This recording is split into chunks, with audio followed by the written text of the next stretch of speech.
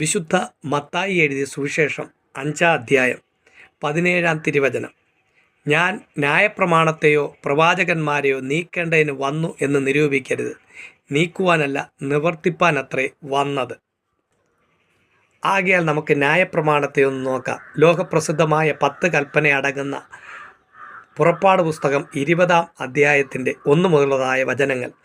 ദൈവം ഈ വചനങ്ങളൊക്കെ അരുളി ചെയ്തു. അടിമ വീടായ മിസ്രയീം ദേശത്ത് നിന്ന് നിന്നെ കൊണ്ടുവന്ന യഹോവയായി ഞാൻ നിൻ്റെ ദൈവമാകുന്നു, ഞാനല്ലാതെ അന്യ ദൈവങ്ങൾ നിനക്കുണ്ടാകരുത്. അതെ, ഇന്നത്തോടുള്ള ബന്ധത്തിൽ ഈ വചനം നമ്മളോട് എന്ത് സംസാരിക്കുന്നു?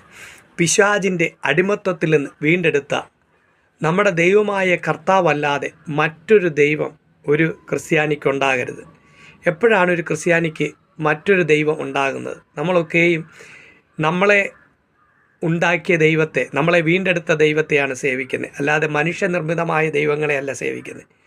അങ്ങനെയെങ്കിൽ നമ്മൾ അറിയാതെ പലപ്പോഴും ക്രിസ്ത്യാനികൾ ഈ വിഗ്രഹാരാധനയിലേക്ക്, മിഥ്യാസേവയിലേക്ക് തിരിയുന്ന ഒരു നിലപാടുണ്ട്. അതെങ്ങനെയാണ്?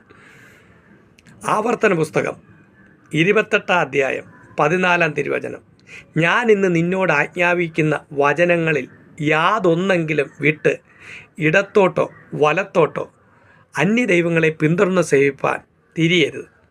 അപ്പോൾ ഒരു ക്രിസ്ത്യാനി എന്ന നിലയിൽ, ഒരു ദൈവ പൈതൽ എന്ന നിലയിൽ നമ്മൾ അനുസരിക്കുവാനായിട്ട് ദൈവം തമ്പുരാൻ തന്നിരിക്കുന്ന, മനുഷ്യർ ചെറുതും വലുതുമെന്ന് പറയും, ചെറുതും വലുതുമായ ഏത് കൽപ്പനയാകട്ടെ, വചനമാകട്ടെ, നമ്മൾ മനഃപൂർവ്വമായി ലംഘിക്കുമ്പോൾ നാം അറിയാതെ തന്നെ പൈശാചികതയുടെ, മിഥ്യയുടെ, സാത്താൻ്റെ പുറകിൽ കൂടുകയാണ്. ഒരു വചനം തന്നെ ഞാൻ പറയാം.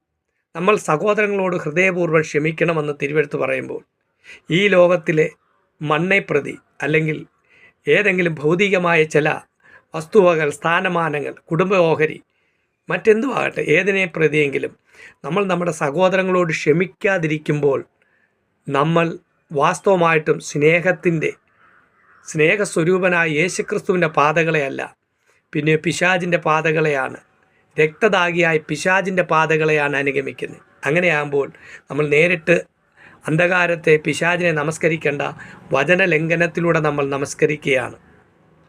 ദ്രവ്യാഗ്രഹം, വിഗ്രഹാരാധനയായ ദ്രവ്യാഗ്രഹം, മത്സരം, ആഭിചാരം പോലെയും ശാഠ്യം, മിഥ്യാപൂജ പോലെയും വിഗ്രഹ ആരാധന പോലെയാകും. ആകയാൽ വചനലംഘികളായി, വിഗ്രഹാരാധികളായി തീരാതെ ദൈവത്തെ അനുസരിക്കാം. ദൈവം നമ്മെ അനുഗ്രഹിക്കട്ടെ.